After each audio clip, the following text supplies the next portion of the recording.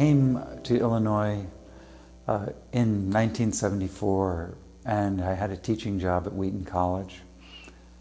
And I thought probably I'd be there for a couple of years, and who knows where I'd be next. And 42 years later, I was still there. I got to pay attention to what was going on, you know, in the landscape and the character of things, and got more and more intrigued with the beauty that was here. You know, when I first came here, someone told me that the way to understand Chicago area is to realize that it's a triumph of abstract finance over geography.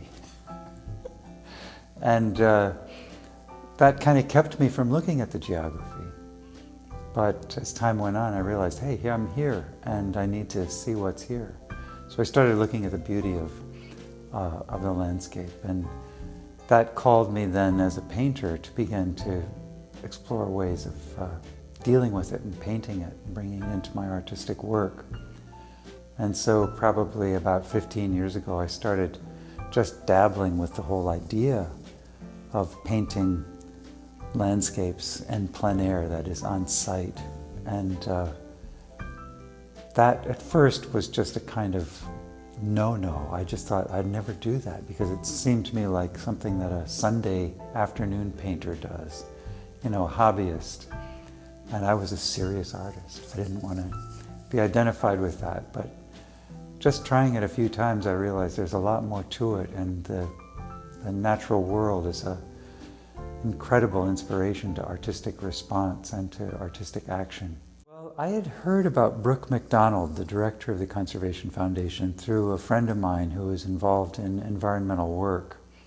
And so Brooke came to the opening of the exhibition that we held at Wheaton College for the Lincoln Marsh show. It was called Landscape, the Knowable Mystery.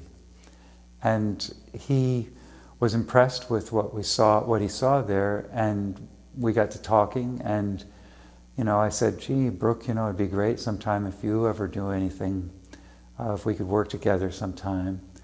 And within months he came up with this idea about the Fox River. The title for our exhibition is A Fox River Testimony, and that notion developed over time.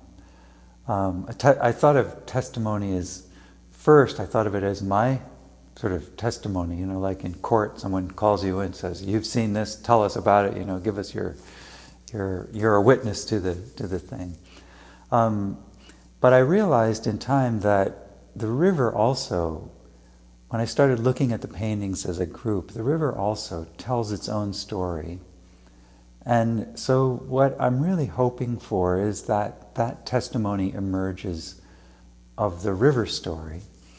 Now, that's a tough thing because the river is a complex historical reality. I hope that through addressing the beauty of the river, people will at least begin to pay attention to the river itself and recognize that it's something of value, and perhaps attracted by that beauty will themselves begin to explore the meaning of the river. And I'm sure even a place like the Geneva Historical Museum is involved in trying to communicate that story in different ways.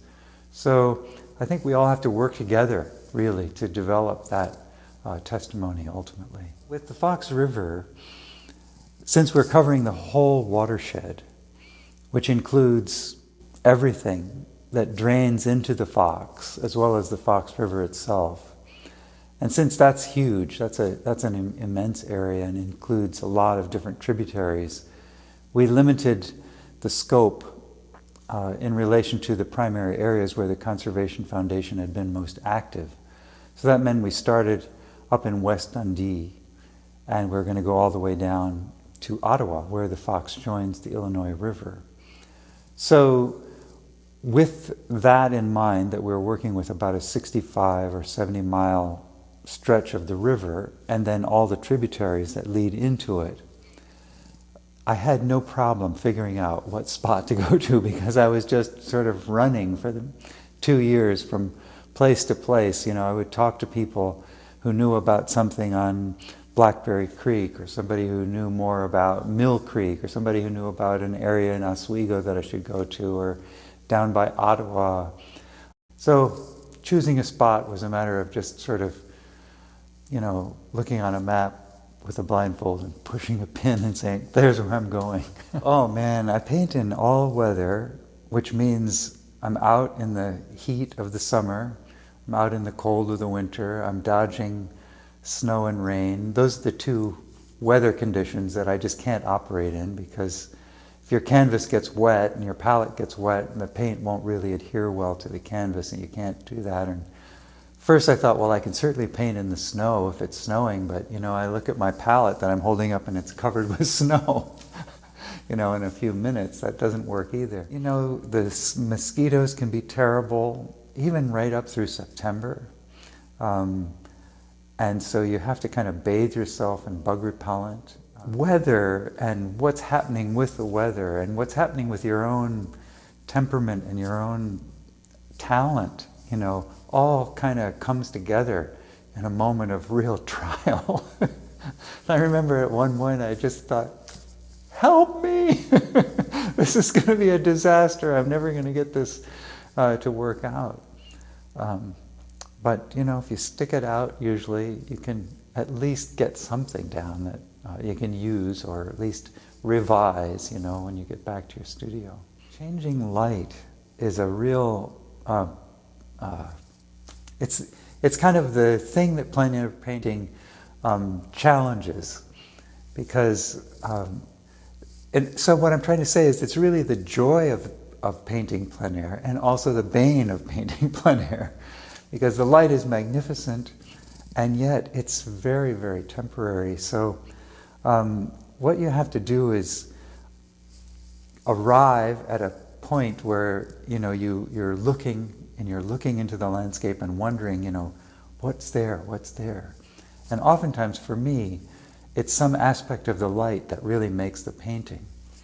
So by just being patient and observing, you finally recognize, okay, there is a sort of pattern of light that I think I could construct into a painting. So you have to kind of try to memorize that. And I also take pictures, with my iPhone, snap pictures of it. And then with the conviction about that particular light pattern, you start to brush in a basic sort of structure of things. And from then on, it's a wild rodeo ride, because everything about that scene is going to be moving away from your original impression, and you have to hang on to it. So it's a matter of asking yourself, given the angle of the sun, which things are going to change the fastest first, and then addressing those as quickly as you can, and then letting things that you think would be more slow to show the change of light, letting those, come later. Everybody asks me my favorite spot on the Fox River. And I have to say that if you go to the lower Fox, where the St. Peter sandstone cliffs are, you run into some really beautiful things. And the lower Fox is also the area of the Fox that is the most rural, and so has the least sense of encroachment. There's almost no place that you can't find something of real beauty and worth and real interest. Has this changed my life, or changed my perspective on life? It's changed in a lot of ways. First of all, on the river, I never realized how changeable the river is. Right now, the river is really high with this rain that we've had. And that means that the shorelines and the way that trees stand in relation to the river are entirely different. And your access to the river has changed, and it's moving at a different speed, and it's carrying different kinds of things with it. So the river is high now. It's not really in a flood stage. When it gets in a flood stage, then there are whole trees floating down the river, and things start to even feel a little bit dangerous. So I've learned that the river is really alive, that it's shifting all the time, that it creates new channels, new sandbars arrange, all that kind of thing.